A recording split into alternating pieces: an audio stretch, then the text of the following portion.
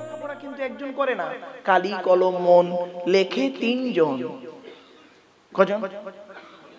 কালি কলম মন লেখে তিনজন। কথাটা মাথায় রাখুন। আপনাকে কালি দেব, কলম দেব, আর মনটা অন্যদিকে লাগিয়ে দেব, জীবনে কিছু লিখতে পারবেন না। আর যা লিখবেন ভুল লিখবেন। আপনার মনও আছে ঠিক, কিন্তু কালি নেই, কলম নেই, তাও পারবেন না। সুতরাং কালি কলম মন লেখে তিনজন, কথাটি একটু মাথায় রাখবেন। এই অনুরোধ আপনাদের কাছে রাখলাম। চিৎকার চেঁচামেচি করবেন না। স্টুডেন্টদেরকে বলছি, যারা স্টুডেন্ট আছো, বেশ কিছু স্টুডেন্ট মনে হচ্ছে আছে, আমার ধারণা, স্টুডেন্টদেরকে বলছি, তোমরা এখান থেকে কিছু শিক্ষা নিয়ে নাও। পারলে তোমরা খাতা কলম নিয়ে নোট করার চেষ্টা করবে, এটা লাভ হবে, একদিন লস হবে না ইনশাল্লাহ। এবার বুঝতে পারছেন কিতাবটা কি? মুসলমানরা এই কিতাবের মূল্য কম দেয়, খারাপ সেন্স নেবেন না। মুসলমানরা এই কিতাবের মূল্য দেয় কম। কিরকম মূল্য দেখবেন, রাগ করবেন না কেউ, সোনমাইন ক্ষমা চেয়ে নিচ্ছে আগে থেকে। আচ্ছা, ছোট একটা উদাহরণ দিই, বলুন তো দেখি, একটা হাফেজ সাহেব বছরে বেশি কোরআন পড়ে না একজন বৈজ্ঞানিক বছরে বেশি কোরআন পড়ে? বলুন বলুন বলুন। অবশ্যই একটা হাফেজ সাহেব। তাহলে একটা হাফেজ বছরে কয়েক সবার কোরআন খতম করলো, লাভ করলো কি? একটা সূচের পেছনে ছিদ্র করতে পারলো না, সূচের পিছনে ছিদ্র বের করতে পারলো না, সারা বছর কোরআন পড়ে হাফেজ সাহেব। আর একজন বৈজ্ঞানিক মাত্র 1 থেকে 2 বার কোরআনটা পড়লো, পড়ে একটা পয়েন্ট নিয়ে, একটা আয়াত নিয়ে গবেষণা করতে করতে প্লেন তৈরি করে ফেললো, মিসাইল তৈরি করলো, পরমাণু বোমা তৈরি করে ফেললো, ক্যামেরা তৈরি করে ফেললো, ঘড়ি তৈরি করে ফেললো, প্লেন ফ্যান তৈরি করে ফেললো, ট্রেন তৈরি করে ফেললো, বাস তৈরি করে ফেললো। এই কোরআন থেকেই তারা বের করলো গবেষণা করে। আর আমরা করলাম কি? কোরআনটা পড়লাম সওয়াবের আশায়। হাফেজ সাহেব কোরআন পড়ে নেকি, একটা অক্ষর পড়লে 10টা নেকি। কোরআনে অক্ষর আছে কটা? 3,23,215টা অক্ষর আছে। ওই নেকির আশায় পড়লাম, আগে দুনিয়াতে শান্তি পাবো, আখিরাতে জান্নাত পাবো, এই আশায় কোরআন পড়লাম। আর তারা কোরআন পড়লো, কোরআনে আল্লাহ কেন কথাটি বললেন, কেন উত্তর খুঁজে বের করতে গিয়ে অটোমেটিক মাথাটা আল্লাহর কাছে নত করে ইসলামের কালেমা পড়ে মুসলমান হয়ে গেল। আমার কথা বুঝতে পারছেন আপনারা? আচ্ছা, টেনে টেনে বলছি না বলে প্রবলেম হচ্ছে? হ্যাঁ, একটু মালটা গরম হয়ে যাক, টেনে টেনে ছেড়ে ছেড়ে দিচ্ছি বাবা, রাগ করবেন না। কারণ অনেক সময় টান না দিলে বলবো বক্তা বেকার। না বাবা, আমার কিচ্ছু লাগবে না রে বাপ, এ বেচারা খুব টেনশনে আছে, কখনো সিলিপচি, কখনো চা, কখনো দুধ, কখনো ভাত, এই করতে যে বেচারা। তার মানে শুনে নি, আসলে দোষটা এদের নয়, ওই বক্তারা কি করে দেখবেন, অনেক সময় অনেক বক্তা ভাই আছেন, গদি বিছানা লাগবে, চারদিকে 4টে বালিশ লাগবে, কার স্লিপচি লাগবে, কার গরম দুধ লাগবে, মানে এত আইটেম থাকে যেটা ভাষায় বলা যায় না। তবে বাপ, আমার এই জলসা জীবনে এখন পর্যন্ত তেমন কিছু লাগে না বাপ, আল্লাহ না লাগায় মরণ পর্যন্ত। যাদের প্রয়োজন হয় তারা ব্যবহার করে, ওটা তাদের জন্য। চলেন বাবা, এতে কোনো মানে মন্তব্য খারাপ করতে যাবেন না, যার যেটা প্রয়োজন সে সেটা করতে পারে। চলুন এবার আসছি আরেকটি কথা। তাহলে আমরা কোরআনের পরিচয়টা এখন জানতে হবে, আর নবী মুহাম্মদ সাল্লাল্লাহু আলাইহি ওয়াসাল্লামের পরিচয়টা জানতে হবে। আল্লাহর পরিচয় 4টে, নবীদের পরিচয় কটা বলেছি? 3টে। এবার আসছি আমাদের পরিচয়। আমাদের পরিচয় হলো মাত্র 2টো। কটা? 2টো। কোথায় আছে? এই কোরআনে আছে। কোরআনের কোথায় আছে আমি রেফারেন্সটা দিয়ে দিচ্ছি। পবিত্র কোরআনের 28 নম্বর পারার 16 নম্বর পৃষ্ঠার 2 নম্বর লাইন, সূরার নাম সূরা তাগাবুন, আয়াত নাম্বার 9, রুকু নাম্বার 2, আল কোরআন। আল্লাহ বলছেন, ওমাই ইউমিন বিল্লাহ, যে ব্যক্তি 100% আমাকে বিশ্বাস করবে,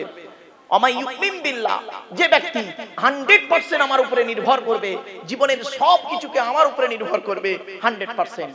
এক নাম্বার। দুই নাম্বার কি? ওয়ায়ামাল সলিহা, পৃথিবীতে যতদিন বাঁচবে ভালো ভালো কাজগুলো করে যাবে, লোকের গোঁজা মেরে মেরে বেড়াবে না, ভালো ভালো কাজগুলো করে যাবে। পরকালে তাদের জন্য কি আছে? জান্নাতুল ফেরদাউস। জোরে বলো। রেফারেন্সটা শুনে নিন, কোরআন বলছে, আমি বলিনি, কোরআন বলছে মানা আমিলা সালিহাম মিন যাকারিন আও উনসা ওয়া হুয়া মুমিনুন ফালানুহইয়ান্নাহু হায়াতান তাইয়্যিবা। 14 নম্বর পারার 17 নম্বর পৃষ্ঠার 8 নম্বর লাইন, সূরার নাম সূরা নাহালের মধ্যে আল্লাহ বললেন, যে ব্যক্তি 100% ঈমান আনবে, আল্লাহকে বিশ্বাস করবে, পৃথিবীতে ভালো ভালো কাজগুলো করে যাবে, সে বেটা ছেলে হোক আর মেয়ে ছেলে হোক, ওয়া হুয়া মুমিন, সে হলো মুমিন, ফালানুহইয়ান্নাহু হায়াতান তাইয়্যিবা, এই পৃথিবীতে যতদিন বাঁচবে আমি আল্লাহ তাকে শান্তি সম্মানের সহিত জীবন যাপন করাবো। এটা হলো পৃথিবীর খবর। পরকালে কি দেবে? কোরআন জানিয়ে দিচ্ছে, ইন্নাল্লাযীনা আমানু ওয়া আমিলুস সলিহাতি কানাত লাহুম জান্নাতুল ফিরদাউসি নুজুলা। 16 নম্বর পারা 3 নম্বর পৃষ্ঠার 12 নম্বর লাইন, সূরার নাম সূরা কাহফের মধ্যে আল্লাহ বলে দিলেন, যে ব্যক্তি 100% ঈমান আনবে আর পৃথিবীতে ভালো ভালো কাজগুলো করে যাবে, তার ঠিকানা হবে জান্নাতুল ফেরদাউস। সহজ সরল কথা বলে গেলাম। আপনি কেন ভালো কাজ করবেন না? এখনো লোকের গোঁজা মেরে মেরে বেড়াবেন, এখনো লোকের গোঁজা মারবেন। বয়স হয়ে গেল, বুড়ো হয়ে মরতে গেল, বুড়ির পেছনে লেগে পারলো না, বুড়ির পিছনে লেগে বুড়ো পারলো না, বউবার পিছনে লেগে শান্তি পাচ্ছে না, ছেলের পিছনে লেগে শান্তি পাচ্ছে না, লাস্টে লাগছে কার পিছনে? ইমাম সাহেবের গোঁজা মারতে যে মসজিদে এসে। ঠিক না বেঠিক? রাগ করবেন না, কথাগুলো শুনতে হয়তো খারাপ লাগছে না বাবা। 19 বছর ইমামতি করেছি তো, 19 বছর ইমামতি করেছি তো, 400 টাকা মাইনে, বড় কষ্ট করে এমন একটা জায়গায় ইমামতি করেছি, সেই জায়গাটার নাম শুনতে যাবেন না। 19টা বছর ইমামতি করেছি বাপ, 400 টাকা মাইনে। কি কষ্টে বুকটা ফেটে গেছে। আমার জীবনে 3 জন ব্যক্তি ছিল, আমার এই 19 বছরের জীবনে। 2টো কবরে ঢুকেছে, একটা বেঁচে আছে। মাঝে মাঝে ফোন করে খবর নেই ও মালটা মরেছে না বেঁচে আছে। মানে এত জ্বালান জ্বালিয়েছে আমাকে, এত অত্যাচার করেছে আমাকে, এত অত্যাচার করেছে। জায়গাটার নাম আর শুনতে চাইবেন না। ভক্তি শ্রদ্ধা সম্মান চটে যাবে আপনাদের। শুধু থানার নাম আর জেলার নামটা বলে যাচ্ছি, জেলাটার নাম হুগলি, থানার নাম জাঙ্গিপাড়া। আর শুনতে যাবেন না, গ্রামটার পোস্টার শুনে লাভ নেই। ওই পর্যন্ত স্টপ রাখুন, চলুন এগিয়ে যাচ্ছি। এবার আসছি সৃষ্টিকর্তার পাঠানো কিতাব, সেটা নিয়ে আজকের আমাদের। আচ্ছা, আপনারা কোনটা আগে শুনতে চাইছেন? আগে কোরআন শুনবেন, আগে সৃষ্টিকর্তার পাঠানো কিতাব শুনবেন, না সৃষ্টিকর্তার পাঠানো নবী শুনবেন? আগে ঠিক করুন, যেটা আগে বলবেন সেটা শুরু করব। বলেন বলেন, কোনটা শুনতে চান আগে? কোনটা আগে, কোরআন শুনবেন না আগে নবীর কথা শুনবেন? বলুন বলুন, কোনো অসুবিধা নেই, দুটোই বলবো। তা আগে কোনটা দিয়ে আলোচনা করব? কোরআন দি? ঠিক আছে, চলো। আচ্ছা, আগে কোরআনটার পরিচয়টা জেনে নিন। তবে সুবহানাল্লাহ একটু জোরে বলতে হবে, পারবেন তো ইনশাআল্লাহ? চলো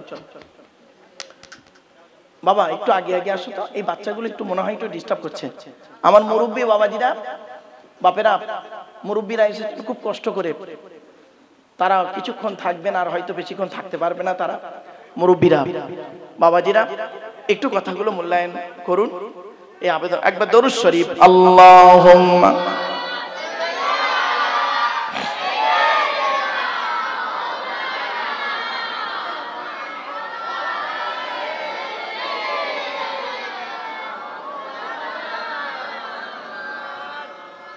বাপেরা, একবার দয়া করে আপনারা একবার ওই দরুদটা পড়ুন না বাবা, যে দরুদটা আমরা নামাজের মধ্যে পড়ি, ওই দরুদটা একবার দয়া করে পড়তে পারবেন? পড়ুন, আল্লাহুম্মা সাল্লি আলা মুহাম্মাদিন ওয়া আলা আলি মুহাম্মাদ কামা সাল্লাইতা আলা ইব্রাহিম ওয়া আলা আলি ইব্রাহিম ইন্নাকা হামিদুম মাজিদ। আল্লাহুম্মা বারিক আলা মুহাম্মাদ ওয়া আলা আলি মুহাম্মাদ কামা বারাকতা আলা ইব্রাহিম ওয়া আলা আলি ইব্রাহিম ইন্নাকা হামিদুম মাজিদ। আচ্ছা বাবা, করকম দরুদ পড়লেন? দুরকম, তাই তো? এবার আমি আরো দুরকম পড়ছি, আপনারা শুনুন। আপনাদের পড়তে হবে না, শুনলেই হবে।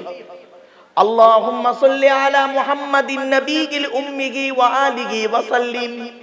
আরেকটা দরুদ পড়ছি, আল্লাহুম্মা সাল্লি আলা মুহাম্মাদ ওয়া আলা আলিহি ওয়া আসহাবিহি ওয়া বারিক ওয়া সাল্লিম। করকম হলো? 4 রকম। আচ্ছা 4 রকম পড়লাম কেন? রাগ করবেন না, আপনাদের মাথায় ঢোকানো আছে এই দরুদটা এখানে পড়ে, ওই দরুদটা ওখানে পড়ে। বাবা ওটা কোনোদিন ভাববেন না। দরুদ শরীফ নিয়ে মৌলবীদের মধ্যে মারামারি, ঠিক না বেটি? টুপির মারামারি, পাঞ্জাবির মারামারি, লাস্টে দরুদের মারামারি। আল্লাহ পাক কোরআনে বলেছেন দরুদ পড়তে হবে নবীর প্রতি, নবীর প্রতি দরুদ পড়তে হবে। কোরআনের দলিল আমি দলিল দিয়ে যাচ্ছি। ইন্নাল্লাহা ওয়া মালাইকাতাহু ইউসাল্লুনা আলান নবী ইয়া আইয়ুহাল্লাযীনা আমানু সাল্লু আলাইহি ওয়া সাল্লিমু তাসলিমা। 22 নম্বর পারা 5 নম্বর পৃষ্ঠা 6 নম্বর লাইন, সূরার নাম সূরা আহজাব আয়াত নম্বর 56 আল কোরআন।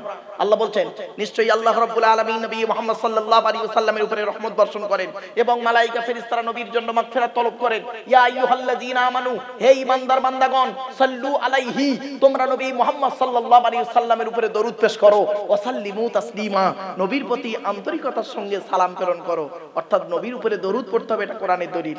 এবার অনেক রকমের দরুদ আছে বাপ, কয়েকশো রকমের দরুদ আছে। যার যে দরুদটা পছন্দ সেই দরুদটাই পড়বেন, অসুবিধা নেই বাবা। দরুদ শরীফ নিয়ে আর মারামারি করো না, এই অনুরোধ আপনাদের কাছে রইল। চলো এবার কোরআনের পরিচয় প্রথম হোক। এ কোরআন আল্লাহ তরফ থেকে জিবরাইলের মাধ্যমে হযরত মুহাম্মদ সাল্লাল্লাহু আলাইহি ওয়াসাল্লামের উপরে আরবের মক্কা নগরের নিকটবর্তী একটি গুহাটির নাম হলো হেরা। হেরা নামক গুহাতে 610 খ্রিস্টাব্দে কত খ্রিস্টাব্দ এগুলো মনে রাখবেন। এটা কত খ্রিস্টাব্দ চলছে আজকে? 14ই সেপ্টেম্বর 2024 খ্রিস্টাব্দ, তাই তো নাকি? এবার মাইনাস প্লাস করুন, পেয়ে যাবেন 610 খ্রিস্টাব্দে 1 ফেব্রুয়ারি সোমবার কোরআনের প্রথম আয়াত নাজিল হলো, ইকরা, রিড, পড়ো পড়ো পড়ো। আর মুসলমানদের প্রথম ভাষা এখন কি জানেন? গেলো গেলো গেলো। পেট শান্তি, দুনিয়া শান্তি। আশ্চর্য। অনেক মুসলমানের বাড়িতে গিয়ে দেখবেন, আজকের অনেক মুসলমানের বাড়িতে গিয়ে দেখবেন সামসেট গুলোতে বিশাল বড় বড় কিতাব কেনা আছে। ছেলে আমার মাস্টার, ডাক্তার, ইঞ্জিনিয়ার, প্রফেসর, কোর্টের জজ হবে। আর অনেক মুসলমানের বাড়িতে গিয়ে দেখবেন সামসেট গুলোতে বিশাল বড় বড় তরকারি হাঁড়ি আছে, মাল বগরাই দেবে রবি। ঠিক না বেঠি? বাস্তব কথা শুনে নিন। এই কোরআনে আল্লাহ রাব্বুল আলামিন বলেছেন বিভিন্ন অ্যাঙ্গেলে 82 জায়গায়, 82 থেকে 83 জায়গায় বিভিন্ন অ্যাঙ্গেলে নামাজের কথা। কত কত কত কত কিসের কথা? নামাজের কথা। আর এই কোরআনে 92 জায়গায় লেখা আছে লেখাপড়ার কথা। তাহলে কোন সংখ্যাটা বেশি, 82 না 92? তাহলে 92 যদি বেশি হয়, লেখাপড়ার গুরুত্ব নেই কেন? ওই মাধ্যমিক পর্যন্ত শেষ, উচ্চ মাধ্যমিক পড়েছো বলে শেষ? কেন গ্রাজুয়েশন কমপ্লিট করতে পারো না? এমএ পাস করতে পারো না? ওকালতি করতে পারো না? আইপিএস অফিসার হওয়ার মেন্টালিটি নেই কেন? মুসলমান জরি দর্জির ফুল মেশিনের কাজ করে, হাওড়া হাটের কাজ করলেই মনে করলো শেষ। আরে মুহাম্মদ সাল্লাল্লাহু আলাইহি ওয়াসাল্লাম বলে গেছেন উতলুবুল ইলমা মিনাল মাহাদি ইলাল লাহাদ, দোলনা থেকে নিয়ে কবর পর্যন্ত লেখাপড়া শেষ, গবেষণা কর। কোরআনে আছে 92 জায়গায় লেখা আছে পড়াশোনা করো, পড়ো, গবেষণা করো, চিন্তা করো। আমাদের চিন্তা নেই, গবেষণা নেই। আমরা কোরআন পড়ি সওয়াবের আশায়। বাপ মরে গেছে, হাফেজ সাহেবকে দিয়ে খতম পড়াবো, অনেক কিছু নেকি পেয়ে যাব। ওরে বোকা, এখনো মাথায় কবে ঢুকবে? রাগ করবেন না, ছোট্ট একটা উদাহরণ দিচ্ছি। বড় পোলে ধরুন, বড় পোলটাই ধরি। বড় পোলে একটা বিরিয়ানির দোকান আছে, লেখা আছে হাজি বিরিয়ানি। জাস্ট উদাহরণ, হাজি বিরিয়ানি বলে লেখা আছে। আর সামনে একটা হাঁড়িতে লাল কাপড় জড়ানো আছে, বিরিয়ানির সেন্ট পাচ্ছেন। এটা বেশি আনন্দ না হোটেলের ভিতরে ঢুকে বিরিয়ানি এক প্লেট নিয়ে খাওয়াটা আনন্দ? জোরে বলুন। বাহ, কত সহজে বুঝলেন। এ মুসলমানের বাচ্চা, মন্ডল পাড়ার মানুষেরা, আমি আব্দুল্লাহিল মারুফ কোরআন তেলাওয়াত করছি, এটা শুনে বেশি আনন্দ না তুমি নিজে কোরআন পড়তে পারলে এটা বেশি আনন্দ? তাহলে কেন পিছিয়ে আছো কোরআন পড়া থেকে? এখানে যারা যত পুরুষ বসে আছেন বেশিরভাগ পুরুষ কোরআন পড়তে পারে না, ঠিক না বেঠিক? আর যারা মেয়ে ছেলেরা আমার ওয়াজ শুনছেন, মা বোনরা এই গ্রামের বেশিরভাগ মেয়ে ছেলে কোরআন পড়তে পারে, ঠিক না বেঠিক? সর্বনাশটা কত বড় করেছেন পরে বোঝাচ্ছি, একটু পরে। চলুন কোরআনের পরিচয়টা দিইনি, তারপরে। এ কোরআন 610 খ্রিস্টাব্দে 1 ফেব্রুয়ারি সোমবার আরবের মক্কা নগরীর নিকটবর্তী একটি গোয়াটির নাম হলো হেরা। হেরা নামক গোয়াতে 610 খ্রিস্টাব্দে 1 ফেব্রুয়ারি সোমবার কোরআনের প্রথম আয়াত নাজিল হলো। ইকরা, রিড, পড়ো। এই কোরআনের ভিতরে কি আছে? 30টা পারা আছে, 540টা রুকু আছে, 114টা সূরা আছে, 14 থেকে 15 খানা সাজদা আছে, 7টা মঞ্জিল আছে, 8 থেকে 12 খানা সাক্তা আছে, 6666টা আয়াত আছে। 6666টা, কেউ বলেছেন 6236টা, 6236 বা কেউ 6666টা আয়াত আছে। 3,23,215টা অক্ষর আছে। এ কোরআন 22 বছর 9 মাস কয়েকদিন কম বেশি 23 বছর ধরে কোন ঘটনাকে কেন্দ্র করে, কোন ব্যক্তিকে কেন্দ্র করে, কোন বস্তুকে কেন্দ্র করে, কোন জায়গাকে কেন্দ্র করে কোরআনের আয়াতগুলো নাজিল হয়েছে। 6666টা আয়াত 12,000 জায়গায় নাজিল হয়েছে। আমার বাপেরা, যাই হোক, আমার পরে জারি আলোচনার দায়িত্ব রয়েছেন, তিনি এসে গেছেন। আওলাদে মুজাদ্দিদুজ জামান, একবার তাকবীর দেন, নারায়ে তাকবীর, নারায়ে তাকবীর। আওলাদে মুজাদ্দিদুজ জামান, আওলাদে মুজাদ্দিদুজ জামান, নারায়ে তাকবীর। আমার বাপেরা, হুজুরের গাড়িটা যাতে যেতে সুবিধা হয় সেই ব্যবস্থাটা একটু করে দিন বাবা। আর আপনারা একটু আগে আগে একটু আসার চেষ্টা করুন, সামনের দিকে বাচ্চাদেরকে একটু কোলে নিয়ে বা সাইডে একটু বসিয়ে আপনারা আসার চেষ্টা করুন। এই অনুরোধ আমি আপনাদের কাছে করলাম, আপনারা একটু আগে আগে আসুন বাপেরা, একটু আগে আগে আগে আগে আগে আগে আসুন। আপনারা যে যেখানে আছেন দয়া করে মেহেরবানি করে চলে আসেন, আর মূল্যবান সময়কে নষ্ট না করে কোরআনের আলোচনা, হাদিসের আলোচনা, ইজমা কিয়াসের আলোচনা শোনার জন্য আপনারা দয়া করে মেহেরবানি করে চলে আসেন।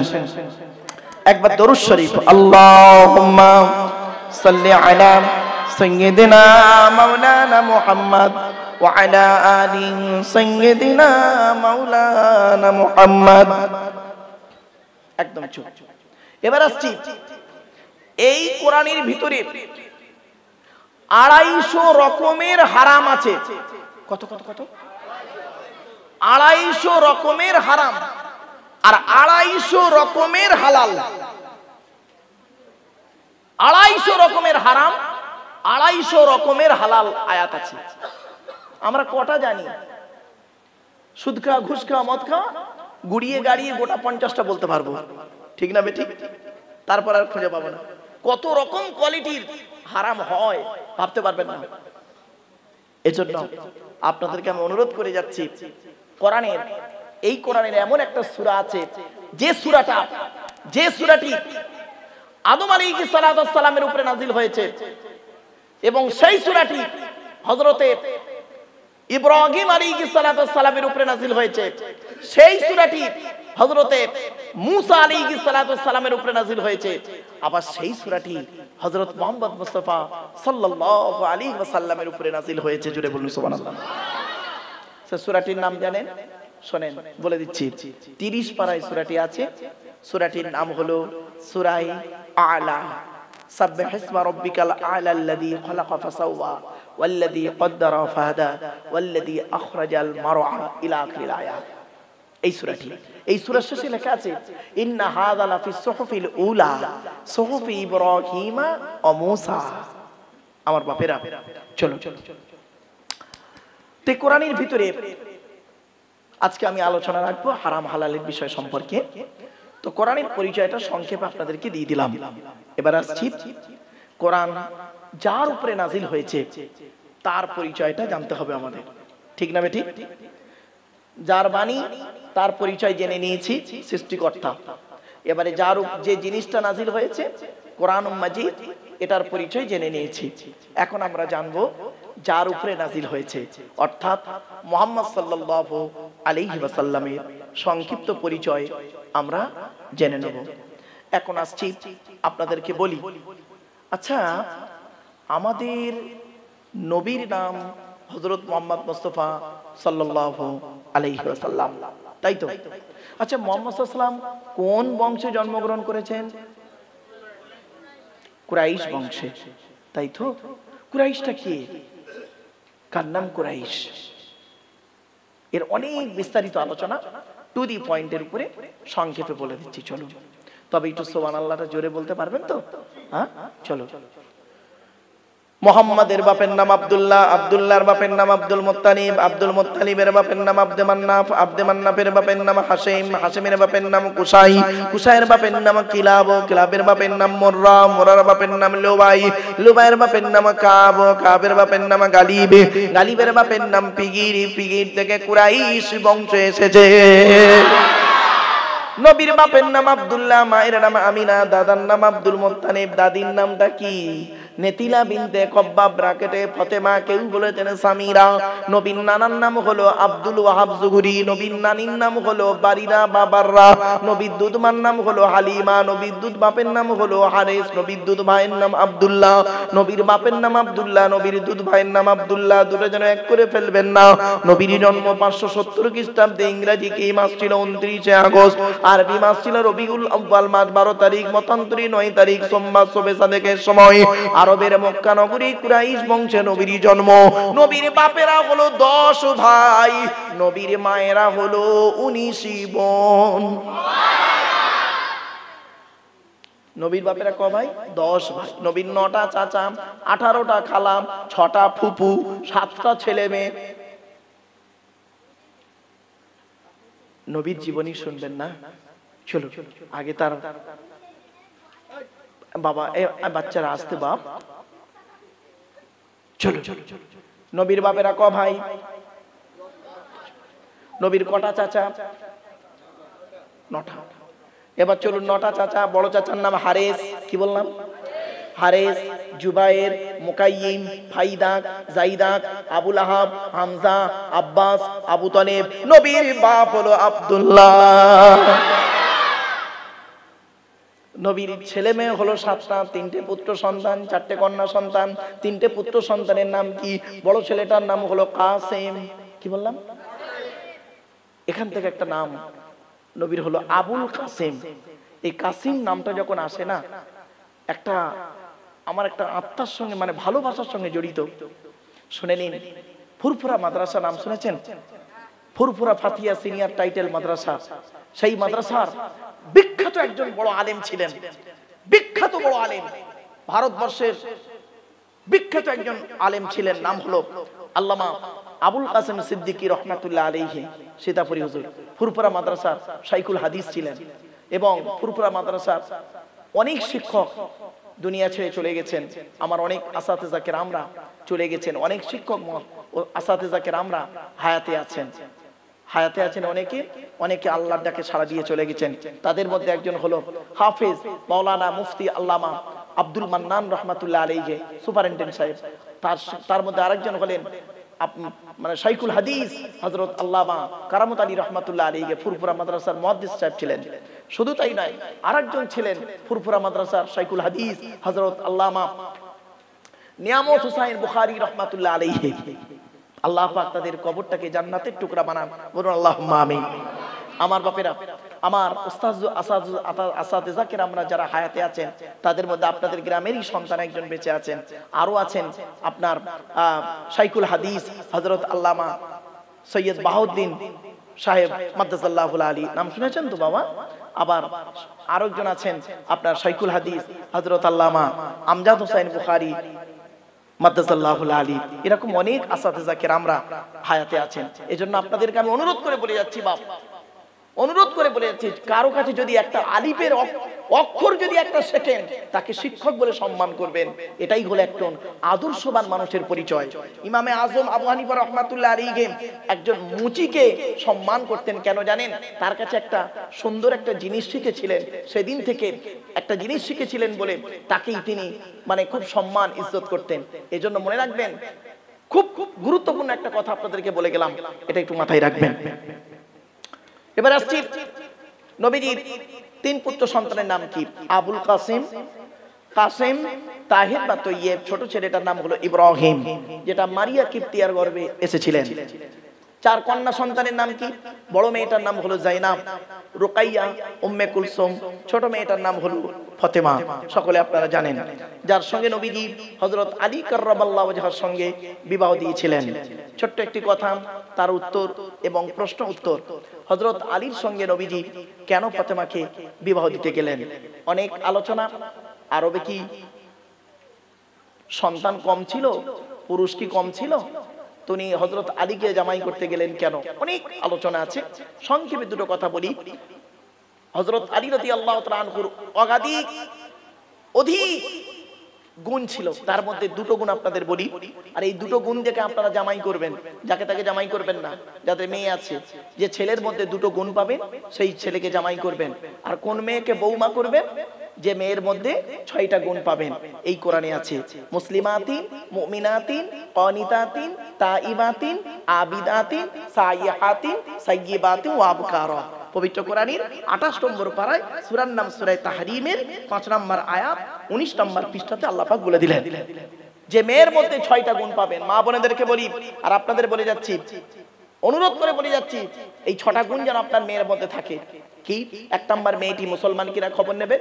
2 নম্বর, মেয়েটি বিশ্বাসী মেয়ে কিনা খবর নেবেন। 3 নম্বর, মেয়েটি কানিতাতিন, আনুগত্যশীল মেয়ে কিনা খবর নেবেন।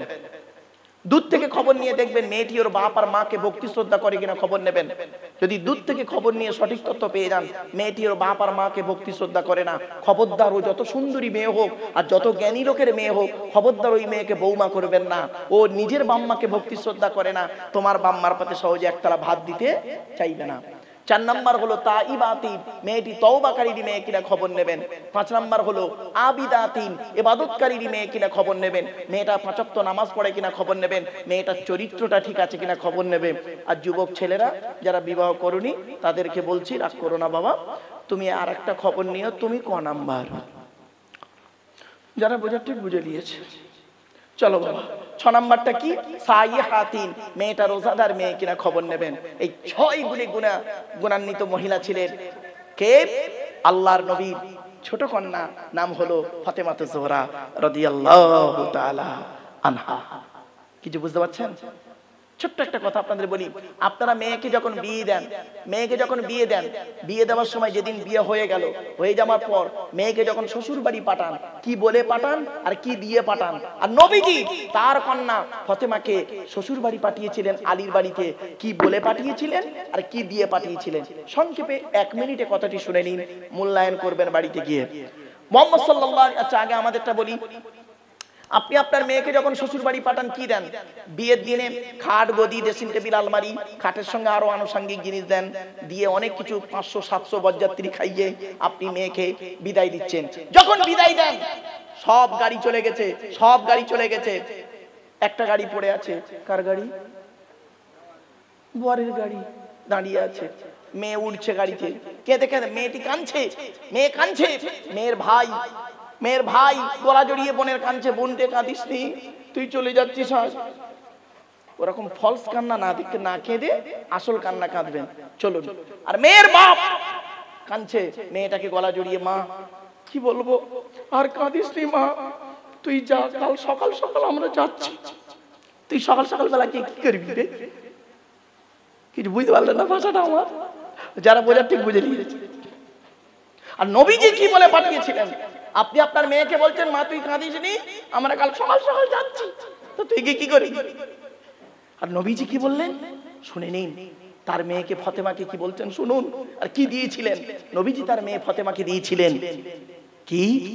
একটা পানির কলসি, একটা কম্বল, একটা পানির কলসি, 2টো জামা, একটা খেজুর পাতার চাটাই, আর একটা জাঁতা, আর একটি মাত্র চামড়ার বালিশ। কটা? একটি মাত্র চামড়ার বালিশ। কি বলে দিয়েছিলেন? আপনি তো আপনার মেয়েকে বললেন, মা তুই কাঁদিস, যা আমরা কাল যাচ্ছি।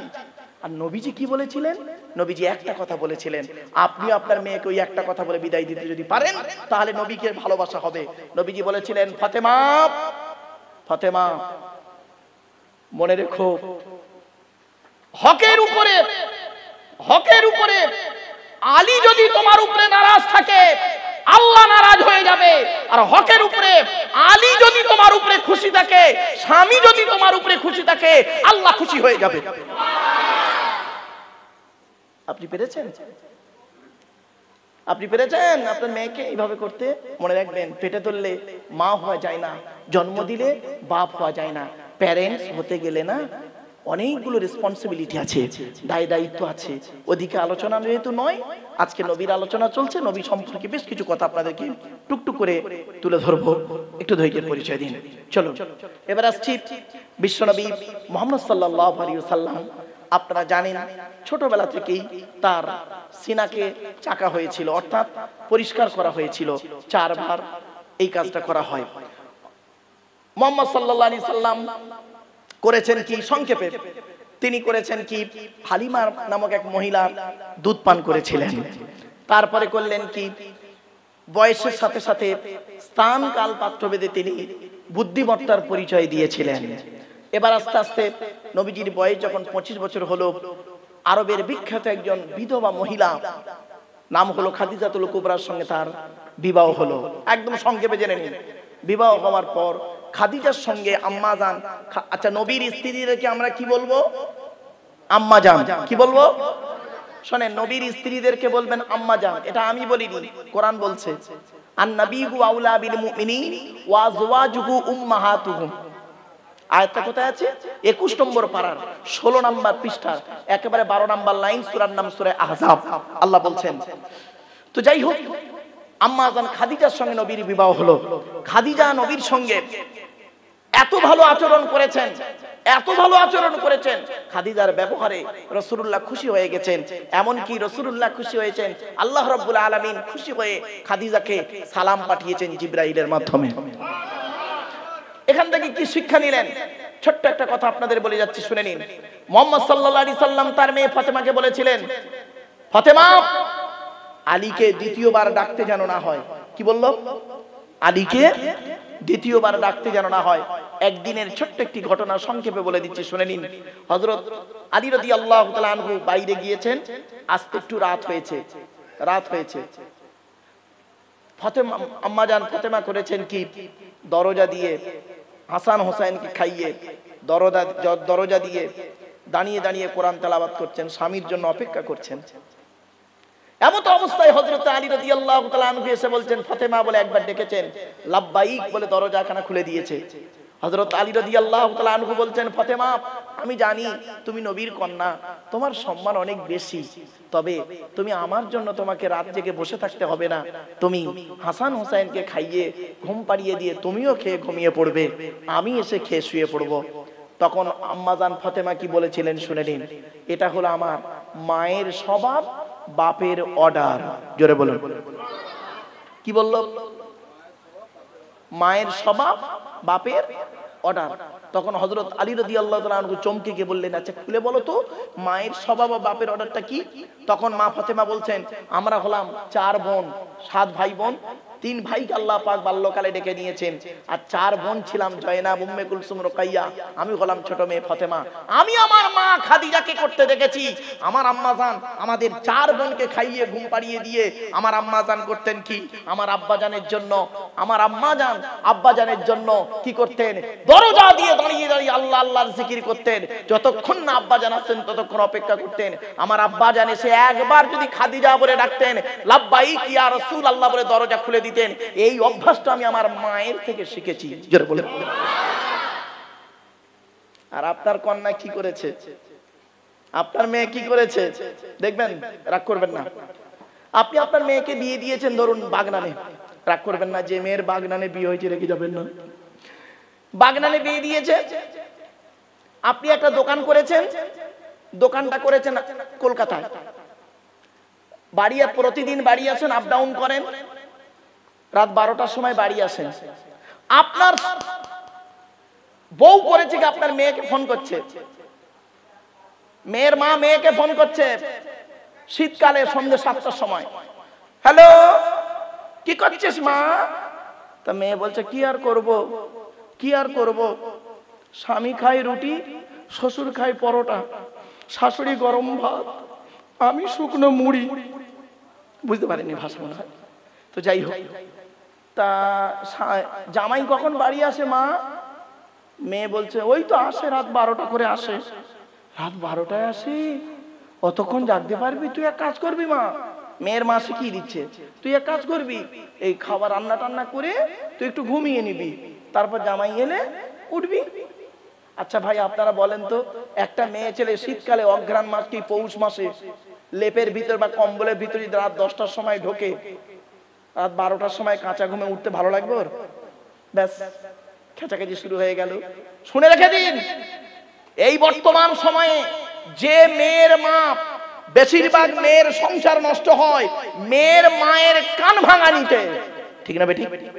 বেশিরভাগ এই বাচ্চারা বে করেনি, বলছে ঠিক, বাচ্চাগুলো দিয়ে বহুত চালাকেরা, বুঝেছেন? বেশিরভাগ মেয়ের সংসার নষ্ট হয় মেয়ের মায়ের কান ভাঙানিতে। এজন্য আমি অনুরোধ করে বলে যাচ্ছি, মেয়ের মা যারা হয়েছেন আপনারা সাবধান হয়ে যান, নিজের মেয়েকে তৈরি করুন। মনে রাখবেন, ডাইস যদি ভালো হয় ও ডাইস থেকে যে মালটা বেরোবে ভালোই বেরোবে, আর ডাইসটা যদি বেকা হয় ও ডাইস থেকে যে মালটা বেরোবে বেকাই বেরোবে।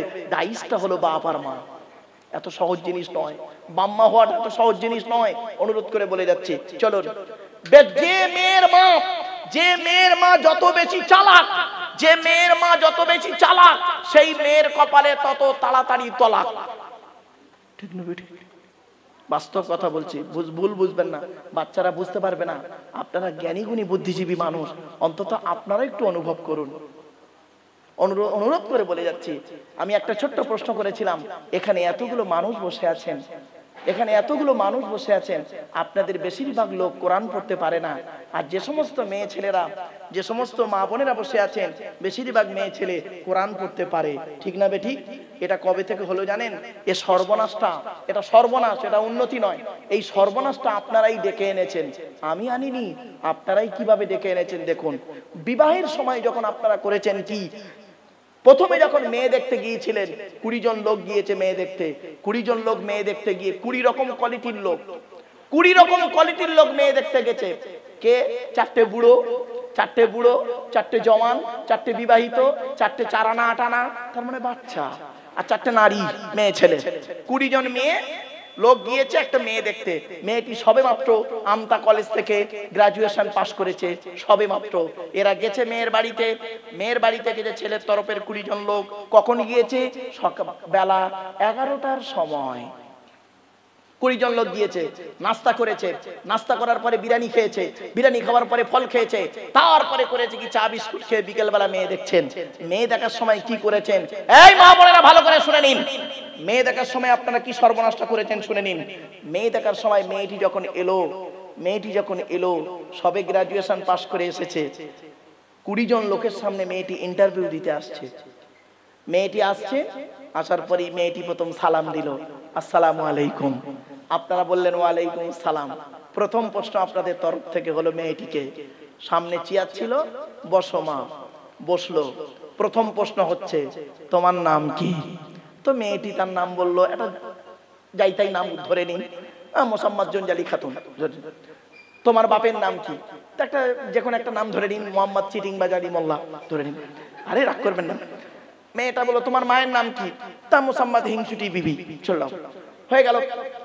তারপরে প্রশ্ন করেছেন কি আপনারা বলুন মুরব্বীরা? আপনারা প্রশ্ন করেছেন মেয়েটিকে, কোরআন পড়তে পারো?